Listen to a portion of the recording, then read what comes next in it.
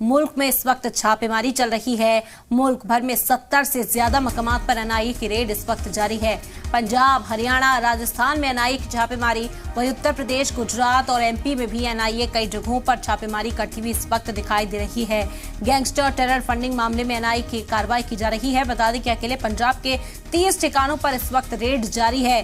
बड़ी खबर है, एनआईए की टीमें आज एक साथ मुख्तलिफ रियासतों में तमाम जो ठिकाने हैं वहां पहुंची है और वहां पर छापेमारी की जा रही है। दस्तावेजों को खंगाला जा रहा है। पूरा मामला जुड़ा हुआ है। आपको बता दें कि गैंगस्टर टेरर फंडिंग मामले से और एनआईए इसी मामले में इस वक्त अकेले पंजाब में ही 30 ठिकानों पर छापेमारी कर रही है। इसके अलावा कई और रियासतें हैं जहां के ठिकानों पर इस वक्त शिकंजा कसा जा रहा है। हरियाणा हो, राजस्थान हो, उत्तर प्रदेश, गुजरात, एमपी, ये मुख्तलिफ वो रियासतें हैं जहां पर एक साथ एनआईए की टीम पहुंची। तमाम ठिकानों पर इस वक्त छापेमारी हो रही है।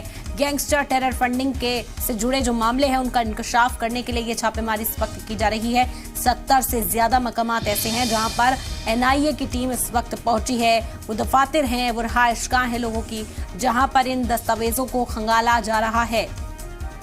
साफ तौर पर गैंगस्टर टेरर फंडिंग मामले से जुड़े जो भी लोग हैं उन पर शिकंजा अब कसना तय है। एनआईए की छापेमारी इस वक्त जारी है। मुल्क के मुख्तलिफ हिस्सों से यही खबर सामने आई। 70 से ज्यादा ऐसे ठिकाने हैं जहां पर छापेमारी की जा रही है। अकेले पंजाब में ही 30 ठिकानों पर रेड जारी है।